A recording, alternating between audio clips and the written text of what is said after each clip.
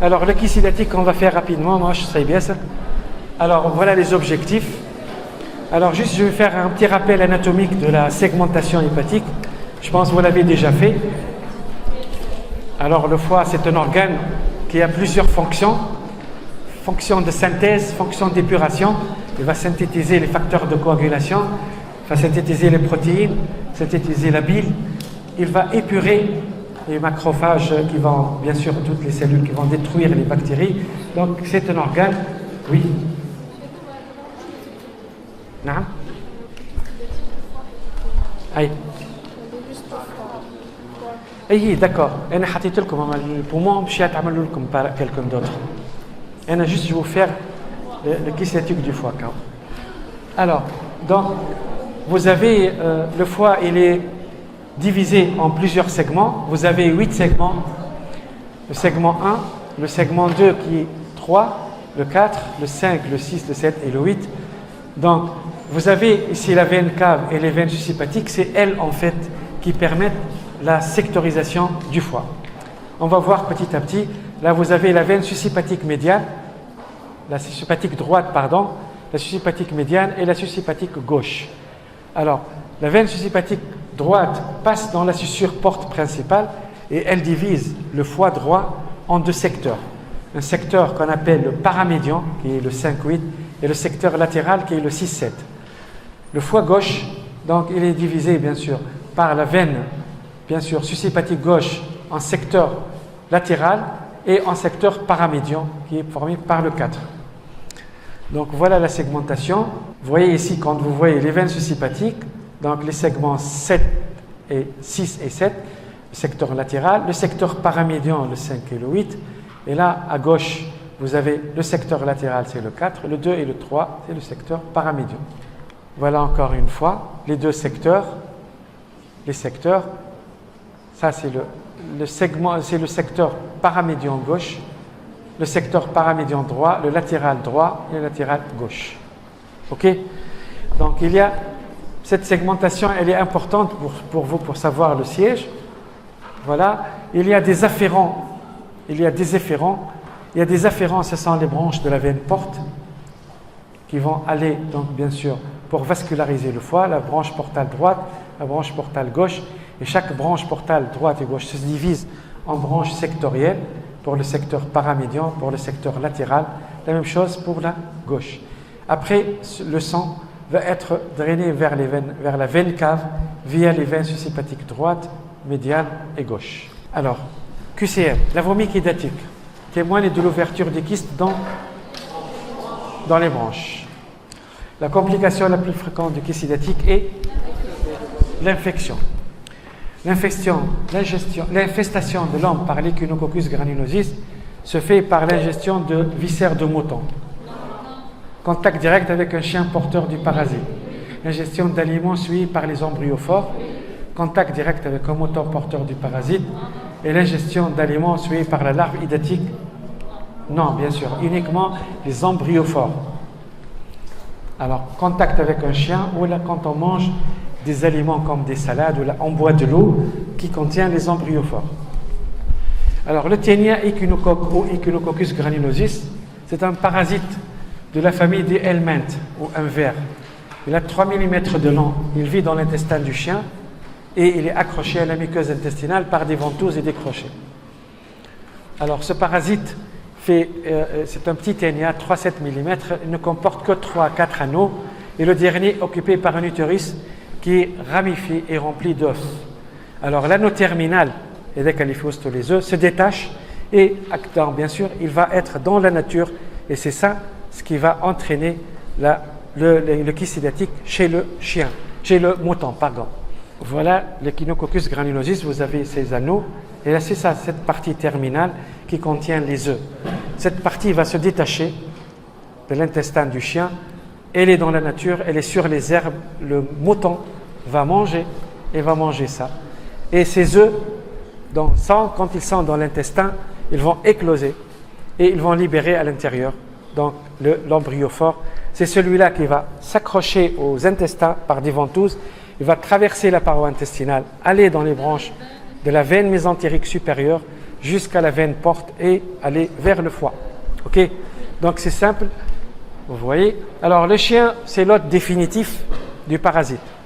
Et l'homme et le chien et le mouton sont les hôtes intermédiaires. Alors il est donc le parasite pond des œufs qui sortent avec les selles du chien pour souiller l'eau et les herbes. Le mouton, c'est l'hôte intermédiaire, il se contamine par ingérer les œufs qui souillent l'eau et le pâturage. L'œuf libère dans l'intestin du mouton un embryon. L'embryon traverse la paroi de l'intestin, rejoindre la veine porte jusqu'au foie où il se fixe et se transforme en larve qu'on appelle le kyste hydatique. Donc c'est clair, la forme, donc pour être contaminé, il faut qu'il y ait le chien et le mouton, et c'est le chien qui va pondre dans la nature cette forme qui contient des œufs, et les œufs, une fois le mouton les ingère, ils vont écloser et libérer donc cet embryophore. Si le parasite dépasse le filtre hépatique, bien sûr, il va aller vers le foie, vers le poumon, donner un kyste du poumon, et par la suite, il peut aller vers le système circulatoire et donner partout des kystes au niveau du cerveau, de l'os, au niveau du sein, de la peau, des muscles, partout. Le chien se contamine en mangeant les abats et les restes de moutons infestés de kystes et jetés dans la nature. C'est ainsi que le cycle est bouclé. Alors l'homme, c'est un hôte accidentel. Il se contamine comme le mouton au contact du chien par ingérer de l'eau sale ou des légumes souillés par les déjections de chiens, soit en caressant les chiens avec des poils ou par la bouche qui contient des œufs. Ça, vous le connaissez. Bien sûr, donc l'homme se contamine par l'ingestion d'embryophores. Comme dit, les terminologies. L'homme, il se contamine par les embryophores. L'homme se contamine par les embryophores. D'accord. Donc il y a la coque externe de l'œuf qui va partir dans l'intestin. Les enzymes intestinales détruisent la coque. Quand la coque se détruit, il y a un embryon qui va se libérer. Cet embryon a des ventouses, s'accroche sur l'intestin, il va grignoter la paroi intestinale, il la perfore, il yamchi les vaisseaux et avec le courant veineux, il yamchi vers la veine porte. Et c'est là où il va vers le foie. Ok? Alors, c'est en fait les œufs éclosent dans l'estomac et libèrent l'embryon hexaconte. On l'appelle l'embryon hexaconte. Ce dernier franchit la paroi intestinale, passe dans le système porte et arrive au niveau du foie. Et puis il peut poursuivre jusqu'au poumon, le cœur, etc. Alors, l'homme ne peut être contaminé en ingérant le foie de malade du mouton. Par exemple, ça tu crois que le mouton fait un kyste, même si l'homme le mange, il n'y a aucun risque. Par contre, c'est le chien. Si le chien mange ça, il va entretenir le cycle. Voilà, donc le cycle, vous voyez le chien, bien sûr, donc les villosités, donc il est là sur l'intestin du chien, et l'intestin du chien va le libérer dans la nature. Cette partie, l'anneau terminal va se libérer, elle va libérer les œufs qui sont sur les vers, sur les herbes, etc. Le mouton va manger les herbes et il va former un kyste. Et le kyste va être mangé par le chien, ça entretient le cycle. Ok? Voilà. Donc l'homme, il va manger l'embryophore, et l'embryophore, il passe dans l'intestin, il va partir vers le foie par la veine porte. Alors vous voyez, voilà la structure d'un kyste hydatique. Donc vous avez la vésicule fille, une vésicule fille à l'intérieur donc, du kyste. Vous avez la membrane aniste, la membrane prolygère, et puis là, c'est le périkyste qui est en jaune, c'est en fait du parenchyme tassé par le kyste. Et à l'intérieur du kyste, vous avez plein de vésicules filles, vous avez du liquide et vous avez des granulations. Ça nomme le sable hydatique. Voilà, c'est un surnageant, c'est des petites granulations jaunâtres. Voilà. Donc l'embryon hexaconte passe dans le tube digestif, puis passe dans le système porte vers le foie. Alors le premier filtre hépatique, c'est la cause de kyste dans 60% des cas. Deuxième filtre, c'est le poumon, 30% des cas. Puis le reste de l'organisme, os, cerveau, thyroïde, dans 10% des cas. Donc il va se développer lentement un kyste hydatique. Alors le kyste, il va augmenter progressivement de taille. Il va se rompre, il va se fissurer. Quand il va se rompre, dans la cavité péritoniale, il y a un choc anaphylactique. Ou là, il peut donner des kystes hydatiques secondaires dans le péritoine, qu'on appelle l'hydatitose péritoniale secondaire. Le kyste peut s'infecter, le kyste peut comprimer. Ok. Donc ça résume à peu près un peu l'évolution spontanée d'un kyste non traité. Donc le kyste, il est développé dans le foie, augmente petit à petit de taille. Selon le siège, il va pouvoir se compliquer de cette façon. Alors, QC1. Les kystes hydatiques du dôme hépatique peuvent se compliquer. Ouverture dans le thorax, ouverture dans les voies biliaires, dans le péritoine. Qui fait non, allez. Le dôme. Le dôme, c'est quoi le dôme? C'est le segment 7-8. Il s'ouvre. Réouverture dans le péritoine. Est-ce qu'il s'ouvre dans le péritoine? Non. Allège, parce que c'est des kystes postérieurs. Le dôme, c'est postérieur, c'est le 7-8. Donc, ils sont en contact de la coupole. Ils sont très loin. Ceux qui s'ouvrent dans le péritoine, même, les kystes antérieurs. Donc, c'est quel segment? C'est le 3, c'est le 4, c'est le 5 et le 6. Le 7 et le 8, c'est postérieur. Et le 2. Le dôme, non, il n'est pas extrapéritonéal, mais le fait qu'il soit postérieur, donc il est protégé pour s'ouvrir. L'ouverture dans le péritoine, le plus souvent suite à un traumatisme. Et généralement, les kystes qui reçoivent le traumatisme sont à l'antérieur, les mqabli le paroi. Donc les sahah sont le A ou le B ou le E. La rupture d'un kyste hydatique du foie dans les voies biliaires est suspectée à l'écho devant. Visualisation d'une fistule kystobiliaire, dilatation des voies biliaires intra-hépatiques et du cholédoque, l'existence d'images échogènes dans la voie biliaire principale. Aérobilie, l'aérobilie n'est pas un signe d'ouverture dans les voies biliaires, c'est une ouverture dans le tube digestif, et un kyste de type 3. Allez, on peut avoir un kyste 2 ouvert dans les voies biliaires, on peut avoir un kyste type 3 qui n'est pas ouvert dans les voies biliaires. معناتها باش تقول انت kyste ouvert dans les voies biliaires, les signes معروفين. Vous avez un contenu des voies biliaires في وسطه des vésicules fines. Donc le kyste half les voies biliaires.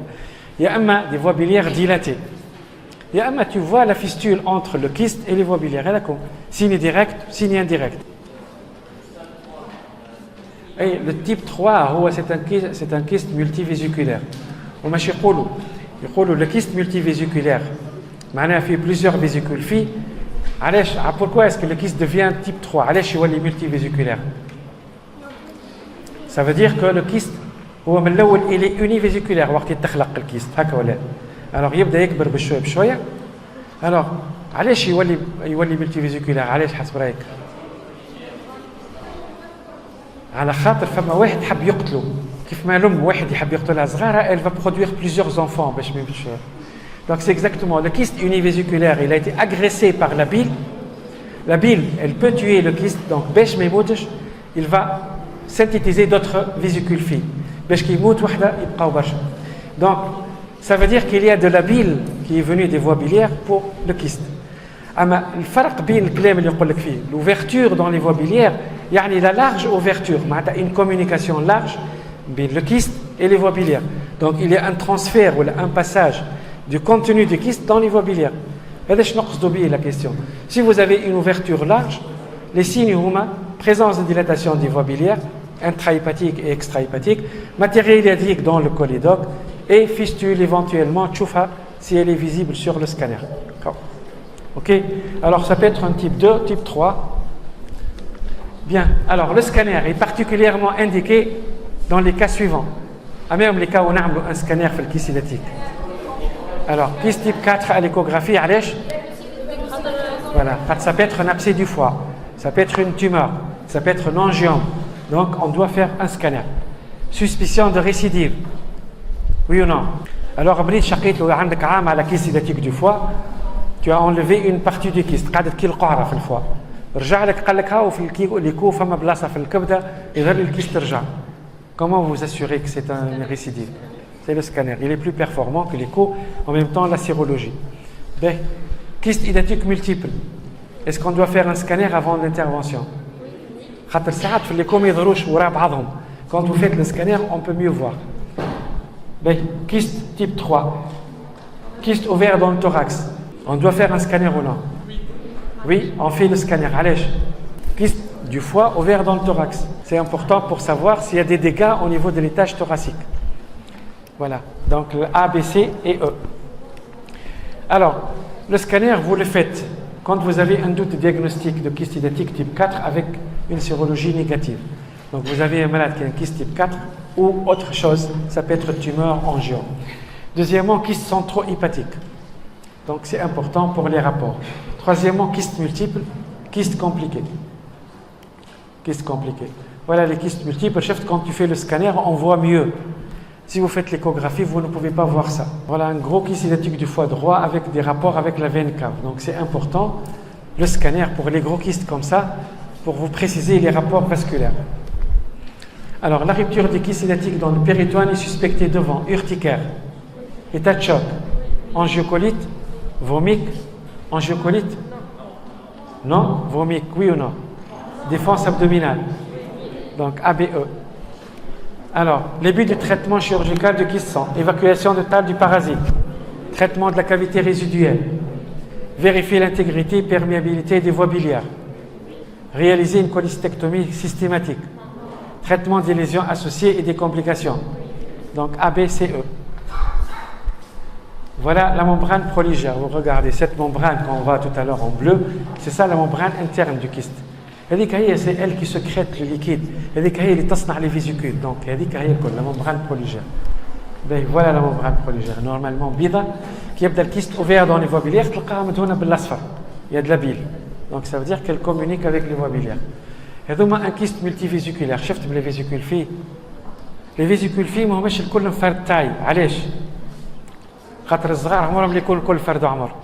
Le kyste, quand le kyste univésiculaire est agressé par la bile, il va devenir multivésiculaire. Alors les multivésicules ne sont pas toutes de même âge. Donc l'âge est différent. Ok, c'est le kyste qui va se multiplier pour se perpétrer. Sinon, il va disparaître. Voilà, un kyste du dôme. Ça, c'est le kyste hydatique du dôme, périkyste souple. Un gros kyste hydatique du dôme, c'est-à-dire le segment 7-8. Vous voyez là, vous enlevez le dôme saillant, et ce qui reste, c'est la cavité résiduelle. Au fond, et ça, c'est du périkyste. Okay? Voilà une membrane prolygère teintée de bile. La membrane prolygère, c'est un kyste avec une fistule kystobiliaire. Voilà une membrane prolygère avec des kystes multivésiculaires. واحدة صغيرة, واحدة متوسطة, واحدة كبيرة, واحدة أكبر, etc. Concernant le traitement chirurgical du kyste hydatique du dôme hépatique, l'accès chirurgical est difficile. Oui ou non? وريتكم توا الدوم كيف هو جاي فين الدوم؟ البوستيريور اش فما وراه؟ ديافراغم التالي وراه التالي بالضبط فما؟ لافين كاب وبعد فيها خارج منها لافين كاب؟ لي فين سيباتيك هو جاي بيناتهم الدوم. جاي من الفيزيز سيباتيك دروات والميديان والغوش والفين كافورا ce qui fait عبيطة يعني il y a un risque important كله دي un carrefour vasculaire. Donc la périkystectomie totale constitue le traitement de choix le plus souvent proposé. Si vous avez un kyste du dôme, souvent on propose un traitement, une périkystectomie totale ou la résection du dôme saillant. حسب رايكم c'est mieux. دôme saillant bien sûr على خاطر la périkystectomie totale شنو قلنا احنا اش فما وراه voilà باش نحي الكيست donc le kyste وراك des vaisseaux donc attendons sur le traitement. Alors il se complique rarement d'infection de la cavité résiduelle. علاش il se complique rarement ولا لا الكيست كيف انت تنحي الدوم سايون اش باش يقعد كافيتي تغزر وين comment elle regarde مريض واقف الدوم تغزر الفوق باهي الفوق اش معناتها دريناج كيفاش يصير نورمالمون حاجه تغزر لوطا دران يهبط ويخرج على روحه كي تغزر الفوق صحيح ça va stagner à l'intérieur donc la cavité تاع le dôme تغزر الفوق donc il y a un risque d'infection de la cavité résiduelle واضح ولا elle nécessite une thoracotomie plus une laparotomie. On n'a pas besoin donc traitement قبل كان thoracotomie تو laparotomie كاو. Il est abordé souvent par une incision sous-costale droite. Voilà donc les réponses A et E الأخيرة كل غلطي. Un kyste hydatique à développement centroparenchymateux expose souvent rupture dans la cavité péritoniale, centrale, donc بعيد, يعني il ne peut pas s'ouvrir dans le péritoine. Rupture dans le thorax, كيف بعيد. Rupture dans les voies biliaires, c'est là où il y a la convergence des voies biliaires. Une hypertension portale, bien sûr, les branches portales sont en contact, et un syndrome cave inférieur. بعيد شوية c'est le segment 1. برك مش le segment مش le kyste central. Le central c'est le 5-8. c'est le segment 5-8, c'est un kyste central. Ok, donc les réponses C et D. Cas clinique, alors un enfant de 13 ans est admis en urgence suite à un traumatisme de l'hypocondre droit pour douleur abdominale. À l'examen clinique, il est apéritique, pression à 9 pour à 120. Il a un œdème des lèvres, un rash cutané généralisé à tout le corps. Son abdomen est douloureux à la palpation. Alors, bilan biologique, hémoglobine 14, globules blancs 12 500, ASP, pas de plomb péritoine. Échographie, épanchement liquidien de faible abondance, de moyenne abondance, et un kyste hydatique, un kyste affaissé du segment 6 de 5 cm avec des voies biliaires fines. Quel diagnostic vous évoquez chez cet enfant? Donc, kyste hydatique rompu. Diagnostic, c'est quoi en fait? Il y a un syndrome péritonial, mais c'est une péritonite. Surtout, il a quoi comme signe? Il a une tension basse, un poids accéléré, un rash cutané, des œdèmes, choc anaphylactique. Choc anaphylactique. Donc, c'est un kyste rompu dans le péritoine avec un début de péritonite et choc anaphylactique. Alors, quel est le mécanisme de cette complication? C'est traumatique, c'est une rupture traumatique du kyste. Donc, c'est une rupture du kyste suite à un traumatisme. Les principes du traitement chirurgical, médical et chirurgical. Donc, c'est un choc anaphylactique. Champ de traitement du choc anaphylactique. Adrénaline. Qu'est-ce que tu l'adrénaline? Les ampoules. Qu'est-ce que fait à l'ampoule? 5 mg. 1 mg par cc. Donc, vous avez une ampoule, vous la diluez dans une seringue de 50 cc et vous passez une vitesse 3, 4 et jusqu'à ce que le traitement, ce qui est important, ne pas oublier l'adrénaline. Choc anaphylactique égale adrénaline. Okay? Deuxièmement, il y a des traitements médicaux. Donc, remplissage plus adrénaline. Traitement du choc anaphylactique. Deuxièmement, traitement chirurgical. Donc, il faut aspirer le contenu du kyste. شنو المشكل إذا كان نخليه الليكيد هذاك اش يصير؟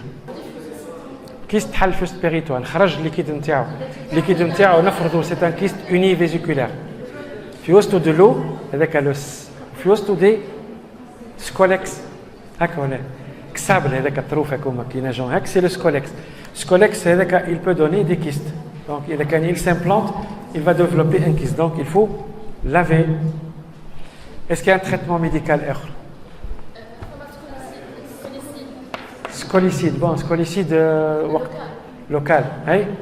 Sinon, il faut donner les anti-helminthiques. Les anti-helminthiques. Chemin. Albendazole. Albendazole, le Zentel. Ben, ok. Donc, remplissage, bien sûr, ou le traitement, c'est médical. Remplissage adrénaline. La paro en urgence. Toilette péritoniale, traitement du kyste. Bon, le kyste, c'est un kyste jeune. On va juste réséquer le dôme saillant. D'accord? Et puis, bien sûr, il faut donner pour ce malade un traitement médical. Attends, je fous un bat. Alors, deuxième cas clinique, un homme de 45 ans qui a des antécédents de douleur de l'hypocondre droit non exploré, admis pour douleur basithoracique droite, fièvre à 39. À l'interrogatoire, il a craché liquide amer de couleur jaunâtre. Il a 17 000 de blanc, hémoglobine à 13, CRP 150. Bilirubine à 120, direct 98, phosphatase 340. Thorax, calcification se projetant sur l'air hépatique. Échographie abdominale, une lésion kystique du segment 7-8 du foie, 14 cm, dilatation des voies biliaires intrahépatiques et un cholédoque à 15 mm à contenu hétérogène. À peu près, ça c'est, vous voyez le dossier. Alors, quelles sont, selon les données cliniques et des examens morphologiques, qu'est-ce que présente cette malade? Kyste hydatique compliqué. Comment il est compliqué? Est-ce qu'il est infecté? Il est rompu. Rompu où? Dans les branches. Et dans les voies biliaires. Donc, c'est un kyste hydatique du foie, doublement compliqué, d'ouverture dans les voies biliaires et en même temps dans les branches. وقت واحد الكيست يتحل في les voies biliaires وبعد يتحل في les branches يصير تولي كان la voie biliaire elle communique avec la branche. Donc شنو ينجم يخرج؟ le malade il va cracher de la bile ومعها pour dire que c'est un kyste hydatique يلزم تخرج حاجة أخرى معاه.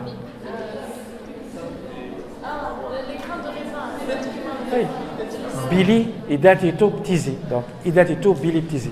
يلزم يخرج الطروف نتاع كيست hydatique ومعاهم de la bile. وقتها on dit qu'il est doublement compliqué d'ouverture dans les deux. Ben, alors, le kyste sciatique compliqué d'ouverture dans les voies biliaires et dans les branches. Quel examen morphologique permet mieux le diagnostic de cette complication? Scanner thoraco-abdominal, donc thoracique et abdominal. Voilà ce que cliché thoracique, ça c'est l'abdomen thoracique, voilà. À l'étage abdominal, vous avez le kyste, ça c'est le poumon, vous voyez. Donc ici, vous avez ce kyste qui a probablement est communiquant avec la branche. Voilà.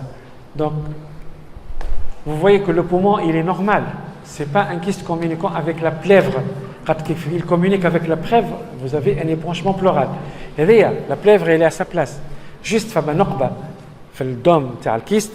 النقبة هذيك نقبة الديافراغم وتعدت la branche. Donc, ce qui fait, il y a un tunnel qui communique le kyste avec la branche. يتعدى منه هذاك le contenu du kyste يمشي. علاش يتعدى للبومون؟ خاطر la pression في l'abdomen positive والأخرى négative. Elle aspire. Quand elle aspire, le kyste, le contenu نتاعو يمشي vers le poumon, il est craché. Ok? Donc voilà. Ben, donc, je vois les principes du traitement. Donc, bien sûr, c'est un kyste doublement compliqué. Enfin, il y a beaucoup de choses. Donc, on va opérer. C'est un traitement chirurgical. Ben, comment on opère? Quelle voie? On a thoracotomie, on ne fait plus. C'est un kyste de quel siège? Comme ça peut être quoi? Mais au kyste qui s'ouvre dans les branches. C'est uniquement le dôme. Quand le dôme il fait les branches. Donc, c'est un kyste du dôme. Il va dire lequel des kystes s'ouvre dans les dômes, c'est dans les branches, c'est le dôme. 7, 8. Ok? Donc, ce kyste du dôme, laisse في الكوبول. تحل في الديافراغم. شنو نعملوا احنا نحلوا الفوا d'abord ce costal. Premier temps, qu'est-ce qu'on fait premier temps? Il y a une communication entre l'étage thoracique et l'étage abdominal. On va déconnecter. Donc, déconnexion kysto-diaphragmatique. Donc, à tout temps, nous avons une déconnexion kysto-diaphragmatique. On libère le kyste, le diaphragme. كيف on libère باش نلقاو واحدة منا باش نلقاو نقبة في الكيست ونقبة في الديافراغم هكا ولا باهي diaphragme وقت يتعدى الهواء ça va souffler donc لازمنا on suture la brèche diaphragmatique هكا ولا باهي donc مشكل الديافراغم تنحى تو on a coupé la connexion elle est finie il n'y a plus de connexion maintenant on va s'attaquer au kyste qu'est-ce qu'on fait pour le kyste? Ben, on peut mettre une solution mais est-ce que c'est toujours possible? On met une solution scolicide. Quand le kyste est ouvert dans les voies biliaires, est-ce que c'est autorisé? C'est une contre-indication. Si le kyste est ouvert dans les voies biliaires, jamais de mettre à l'intérieur un scolicide. Le scolicide il تعدى في les voies biliaires ويعمل لك une cholangite sclérosante. Donc, jamais. Donc, بعد ما عملنا الديكونيكسيون نشدوا الكيست شنو نعملوا له؟ نحلوه. On ouvre le dôme saillant. Et puis on vide le contenu. هكا ولا نحيو le contenu du kyste. تجيو مصنوع مشنو شنو فيه؟ Il est formé par des vésicules fines. On va aspirer le contenu du kyste. هكا ولا le kyste فراغ تو vous avez قاعرة في وسط الفوا. Une partie du kysaï, c'est ça, le dôme saillant. Comment vous allez traiter? Donc, premier temps, vidange du kyste. On enlève le matériel qui contient le kyste. On bat, traitement du périkyste, périkyste améro. Donc, le collo ou la partie menou. Je sais les techniques pour traiter le périkyste. Enfin, on enlève juste une partie qu'on appelle le dôme saillant. Ça va périkystectomie partielle. Ou la نحيو الكل total. اي نحيو ساعه البيريكيست قبل بعد ونوصلوا للكافيتي ريزيدوال احنا في البيريكيست تو قلنا يا اما نحيو شويه منه ça s'appelle l'opération de l'agro يا اما نحيوها الكل بكريش قلنا pour le dôme la périkystectomie totale est dangereuse على خاطر les rapports vasculaires donc on ne fait pas de périkystectomie totale واضح ولا donc نحيو كان la partie qui saille القبعه نتاع الكيست اللي طالعه الفوق هذيك تسمى l'agro ولا opération de l'agro ولا résection du dôme saillant le dôme qui saille. Une fois cassé le dôme هذاك باش نلقاو نقبه في الفوا. شعلنا احنا فما دلابيل في وسط الكيست هكا ولا. دونك فما مشكله فوا بيلير هكا ولا. Comment on va la traiter? تبعوا بشويه تو باش تفهموا comment on va aboutir. فما une communication بين le kyste et les voies biliaires. وفما Colidoc, il est à 15 mm. Il contient du matériel idatique. Donc, je les sars. Une large fistule, une kyste ou le voie biliaire. Donc, il y a du vésicule fit à le colidoc. Comment on fait pour les enlever? Ni l'aspiration. Ni le lavage. Mais كافيش بعيدة خاطر اللونجر اللي فوا بيليغ انترايباتيك. صحيح vas-y. اي كيفاش نوصلوا لها هذيك؟ C'est pas plus facile d'ouvrir le colidoc. نحلوا الكوليدوك هكا ولا كوليدوكوتومي. كيف تحل الكوليدوك باش تلقى في وسطه دي ماتيريال. تنظف tu l'aspires تغسل تنحيه هكا ولا. Donc colidocotomie نحيو الفيزيكول bien sûr. نحلوا كوليدوك نحيو منه لي ماتيريال. بعد سكروه هكا ولا باهي ومن بعد فما une fistule فوق في وسط الكيست qui communique avec le colidoc. Quand tu injectes من هوني والبرودوي يخرج من الفيستول في وسط الكيست. ايش لازم نعملوا لها؟ سكروها. دونك سيتور دو لا فيستول. فيستول هذه فما برشا طرق باش نسكروها. اما نخيطوها ديريكت ولا نحطوا في وسطها ان دران نخرجوه لبرا يا اما نعاودوا نسكروا الكيست ونخليوها هي ال سدغين دون لو كوليدوك وحد. هذيك تسمى ديت فوق ها باش توصلوا لها. دونك فهمتوا ولا تو؟ دونك اول طون déconnexion kysto-diaphragmatique. Deuxième temps, suture de la coupole diaphragmatique, de la brèche. Troisième temps, résection du dôme saillant, vidange du contenu du kyste. Quatrième temps, cholecystectomie, ouverture du colidoc et vidange du contenu de la voie biliaire et fermeture sur drain de Kerr. En bas, traitement de la fistule. Autre temps, drainage de la cavité résiduelle. Vous pouvez mettre de l'épiplan ou une sonde. C'est bon? Donc, après réanimation, laparotomie sous-costale, déconnexion kysto-diaphragmatique, suture de la brèche diaphragmatique, traitement du kyste par résection du dôme saillant, cholecystectomie et cholangiographie, colidocotomie, évacuation des membranes, traitement de la fistule kystobiliaire par suture. C'est clair, c'est ce qu'on vient de vous expliquer. Bon, moi je laisse les détails chirurgicaux, mais surtout l'épidémiologie, le cycle, et puis les complications et les prises en charge globales. Bien, alors, patient de 19 ans qui a des antécédents de kyste du poumon opéré, consulte pour douleur de l'hypocondre droit et fièvre à 39, elle n'a pas d'ictère, elle a 16 000 de blanc, 116 CRP. Quels sont les diagnostics à évoquer? Donc, récidive. Il y a déjà le kyste du poumon. Elle a une douleur de l'hypocondre avec de la fièvre. Donc, ça peut être une récidive du poumon. Voilà. Voilà un kyste sciatique du foie. Compliqué. Compliqué de quoi? D'infection. Bien. Parce que je connais le plus fréquent le foie ou le poumon. Il dit au moins qu'elle avait été opérée sur le poumon. Il aurait peut-être un kyste sciatique du foie passé inaperçu. Donc, il y a un khamoufi. Ok. Voilà. Donc, kyste du poumon ou kyste du foie infecté. Wadah wala. Bien. Quel examen vous demandez pour la démarche diagnostique? Donc, elle est chaque à le kyste du poumon, quoi, a de douleur, a de fièvre.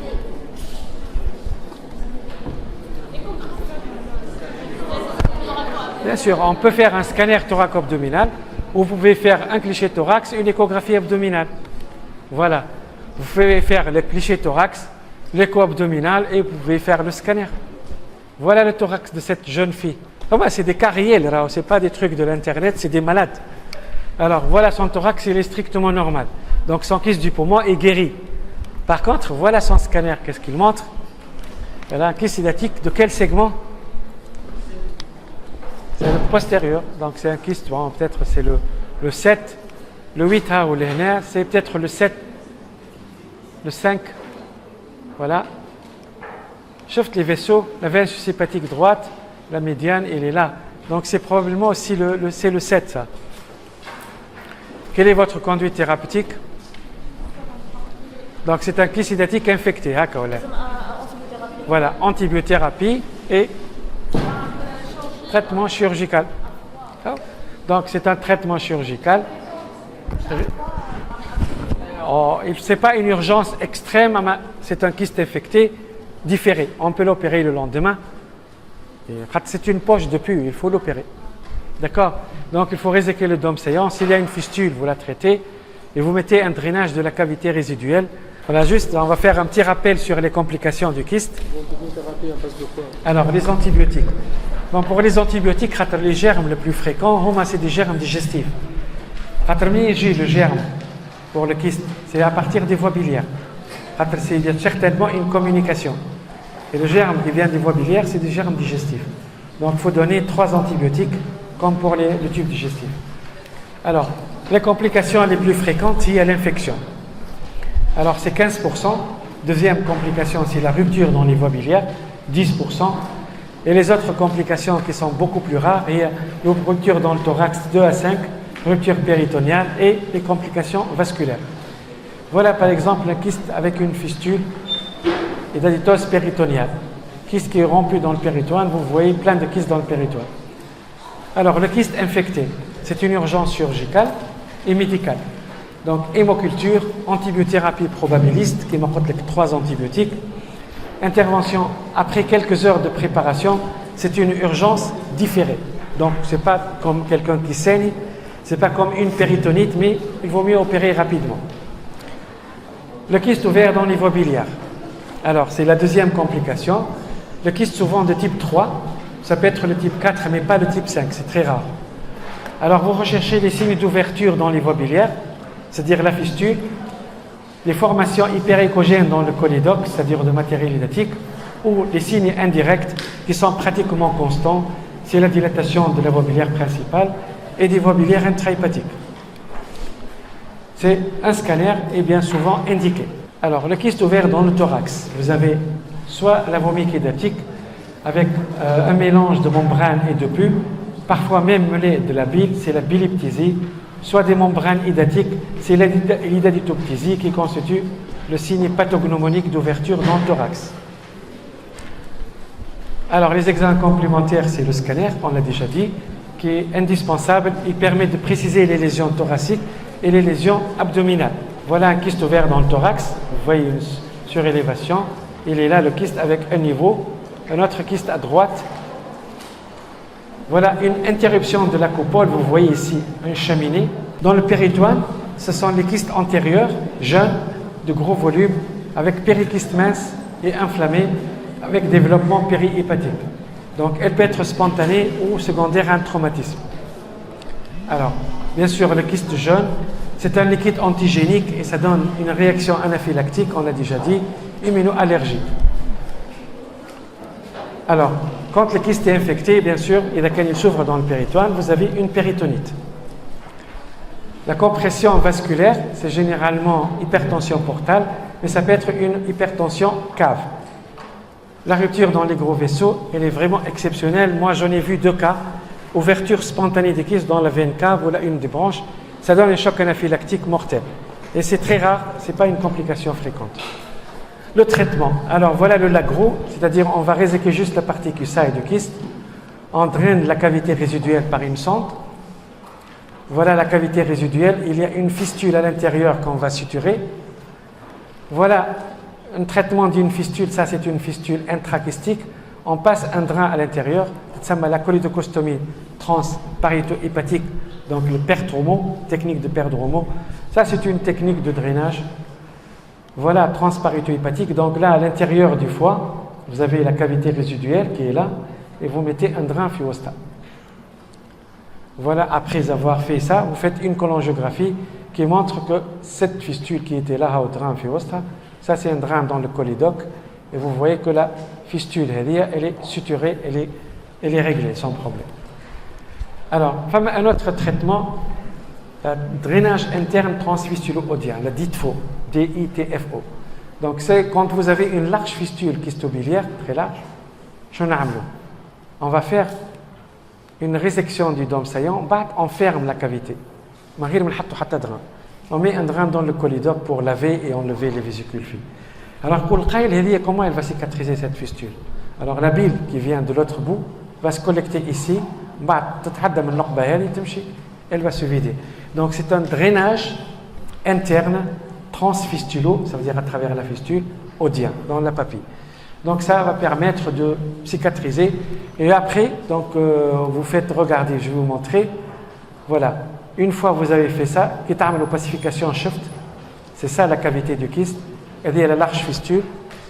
Elle va diminuer de taille jusqu'à cicatrisation. Ok? Voilà. Elle est le DITFO, drainage interne transfistulo-audien. Voilà, on ferme cette cavité.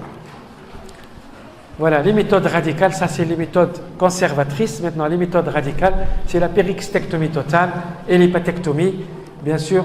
Alors, la périxtectomie totale, on enlève tout le périkyste. Les périkystorésection et les hépatectomies réglées sont d'indications beaucoup plus rares. Voilà la périxtectomie totale. On enlève tout le périkyste. On ne laisse que du parenchyme hépatique sain. Voilà. Ça, c'est une kyste hydatique multivésiculaire. Une périxtectomie totale chauffe le périkyste et le contenu. Alors, c'est-à-dire on enlève tout le périkyste. Alors, le traitement médical, c'est l'albendazole. Comme donc le Zentel, il est administré par voie orale. Un complément pour la chirurgie, surtout quand le kyste est rompu dans le péritoine, ou là, quand il y a une échinococcose multiple secondaire dans le péritoine. Parfois, on peut le donner si c'est un petit kyste jeune de 4 cm au moins, et on peut donner le traitement médical pour ne pas opérer. Voilà, c'est un traitement, il est coûteux, ça coûte le comprimé 3 dinars 600, il faut le prendre pendant une année au moins, donc ça va coûter plusieurs millions, c'est pour ça qu'il n'est pas très répandu. Il est toxique, donc c'est l'albendazole, c'est le Zentel, c'est l'escazole, enfin beaucoup de produits. Alors le problème, c'est sa tolérance, il donne une élévation des transaminases, une neutropénie, et il est mal toléré sur le plan digestif. Alors le traitement percutané, c'est-à-dire on injecte à l'intérieur du kyste une substance scolicide sans l'opérer, ça permet de tuer les scolex. Alors après traitement, bien sûr, quand vous opérez un kyste, après le traitement, il faut surveiller. La récidive existe dans 2 à 10% des cas. Après chirurgie, il faut surveiller cliniquement sérologie, radiothorax, échographie abdominale. Et le rythme et la durée de surveillance ne sont pas codifiés. Tous les 6 mois, vous faites un cliché thorax, une écho et la sérologie du kyste. Voilà. En zone d'endémie, elle est semestrielle pendant 2 ans, puis annuelle jusqu'à 5 ans. Voilà, c'est terminé. Merci.